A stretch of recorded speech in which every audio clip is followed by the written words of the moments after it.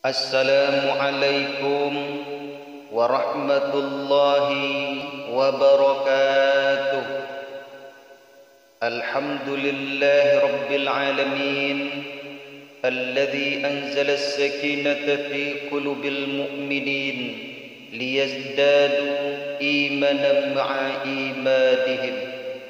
Ashhadu an la ilaha illallah wahdahu la sharika lah وأشهد أن محمدًا عبده ورسوله لا نبي بعده أما بعد. Bersyukur kita kepada Allah dengan mengucapkan Alhamdulillahi Rabbil Alamin, dan kita jalankan perintah Allah serta menjauhi apa-apa yang sudah Allah larang dalam kehidupan ini. Bersalawat kita pada baginda Rasul dengan sekurang-kurang lafaz Allahumma salli ala Sayyidina Muhammad wa ala ali Sayyidina Muhammad. Assalamu alayka ya Rasulullah. Mudah-mudahan kita termasuk ke dalam golongan umatnya yang kelak pada hari kiamat mendapatkan syafaatnya. Amin amin ya rabbal alamin. Pada jumpa kali ini kita akan membahas tentang menjaga hati. Banyak kita lihat dalam kehidupan kita di dunia ini, ada orang yang gemar berinfak bersedekah. Ketika ada orang yang sakit, mereka yang duluan menjenguknya. Ketika ada orang yang ditimpa musibah, dia yang duluan menjenguk dan mendoakan kebaikannya. Ketika diminta untuk hadir dalam sebuah acara, menghadiri sebuah undangan, dia yang dulu hadir kepada undangan tersebut. Kemudian di tengah-tengah masyarakat pun dia termasuk orang yang dermawan, orang yang baik. Sehingga apa kata manusia, apa kata jamaah, apa kata masyarakat kepada mereka? Memang baik hatinya, memang baik orang itu. Kemudian di sisi lain ada manusia ketika diajak untuk berbuat kebaikan, dia tidak mau. Dia keras, dia ketika kita ajak untuk melaksanakan sebuah kebaikan, dia menolaknya. Kemudian suka melakukan kejahatan di tengah-tengah masyarakat, membuat masyarakat takut, membuat masyarakat menjadi ngeri, dan membuat masyarakat mendoakan yang tidak baik-baik kepadanya. Sehingga masyarakat pun, orang pun akan mengatakan memang keras hatinya. Yang berbuat adalah anggota badan kita, yang berbuat adalah tangan, lidah, kaki, kepala, anggota badan kita yang berbuat. Tetapi orang mengatakan memang baik hati bapak itu, memang baik hati ibu itu, memang baik hati jamaah itu.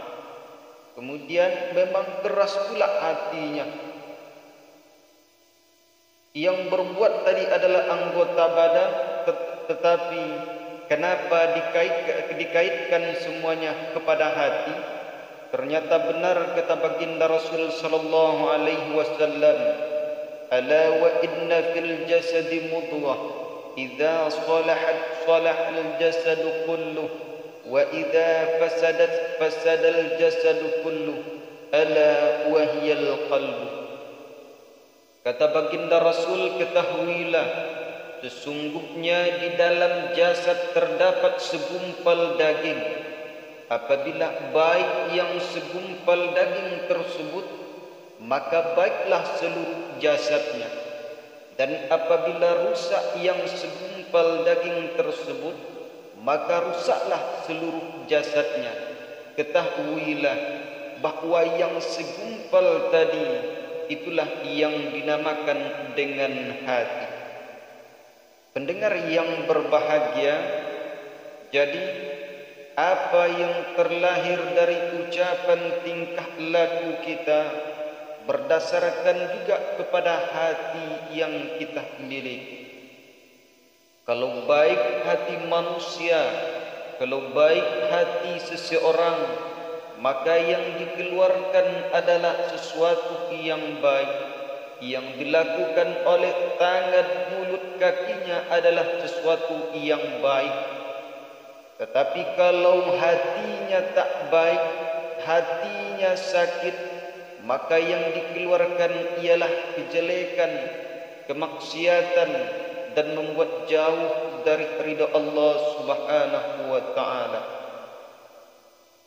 Kenapa hati bisa sakit dan apa penyakit hati itu? Imam Al-Ghazali menyebutkan dalam kitabnya Ihya Ulumuddin, di antara penyakit hati yang mengakibatkan tercelanya akhlak manusia, di antaranya ialah marah, hasad, dengki, dendam, buruk sangka, sombong, ujub, rakus, pelit, cinta pada dunia, dan takut pada kematian, dan riya. Inilah di antara penyakit hati. Maka dalam menjalankan hidup dan kehidupan di dunia ini, mari kita jaga hati kita. Kita jadikan hati untuk selalu bersyukur kepada Allah. Kita jadikan hati untuk selalu mengingat Allah Subhanahu wa taala. Maka ketika hati ini baik, maka seluruh amal perbuatan kita pun ikut menjadi baik. Jangan sampai hati yang diberikan oleh Allah dikunci oleh Allah. Khatamallahu ala qulubihim wa ala sam'ihim wa ala absarihim ghishawatun wa lahum adzabun adzim. Bahwa hatinya telah Allah kunci. Kalau hati sudah dikunci oleh Allah, maka pendengaran tidak bisa mendengar yang baik, penglihatan tidak akan bisa melihat yang baik. Walaupun pada zahirnya telinga mampu mendengar, mata mampu melihat, tetapi telinga dan mata tersebut tidak akan mampu melihat kebaikan-kebaikan yang diberikan oleh Allah dalam kehidupannya. Kenapa?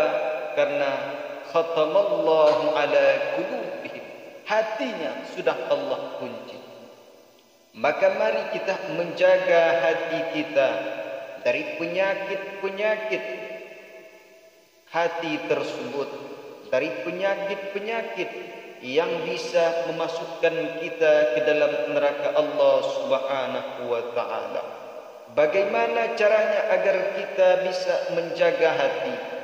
Jadikan hati kita ini selalu bersyukur atas nikmat Allah. Kemudian kita selalu berzikir kepada Allah. Ala bidzikrillahi tatma'innul qulub. Ketahuilah bahwa hanya dengan berzikir kepada Allah, hanya dengan mengingat Allah, hati akan menjadi tenang. Maka kalau kita ingin mendapatkan ketenangan, maka selalulah hati ini berzikir. Ingat kebesaran Allah Subhanahu wa taala. Lihat langit, yang dilihat adalah kebesaran Allah. Lihat ke bumi, hamparan bumi yang begitu luas, yang diingat adalah kebesaran Allah.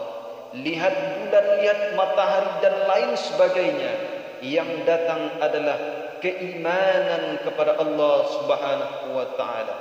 Kemudian mari kita memperbanyak membaca Al-Quran, karena Al-Quran akan membersihkan hati kita, karena Al-Quran adalah obat dari berbagai macam penyakit. Ketika kita dalam kesusahan, baca Al-Quran, Allah akan berikan solusi. Ketika kita dalam kesenangan, baca Al-Quran, Allah akan berikan keberkahan, keridhaan dalam rezeki yang kita dapatkan. Ketika kita dalam gundah gulana, baca Al-Quran, maka Allah berikan kepada kita kebahagiaan. Apalagi ketika di hari kiamat kelak, Al-Quran akan memberikan syafaat kepada orang yang mau bersahabat dengan Al-Quran. Iqra'ul Quran fa innahu ya'ti yaumal qiyamah syafi'an li ashabi. Baca Al-Quran.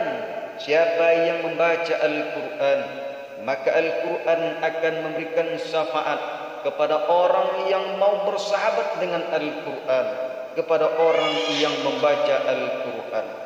Mudah-mudahan ketika hati kita selalu berzikir kepada Allah, ingat kepada Allah, dan selalu bersyukur atas nikmat Allah, kemudian kita selalu membasahkan lidah kita dengan selalu berzikir dan membaca Al-Quran. Allah jaga hati kita, Allah selamatkan kita, dan Allah masukkan kita ke dalam surganya. Amin amin ya rabbal alamin. Assalamualaikum warahmatullahi wabarakatuh.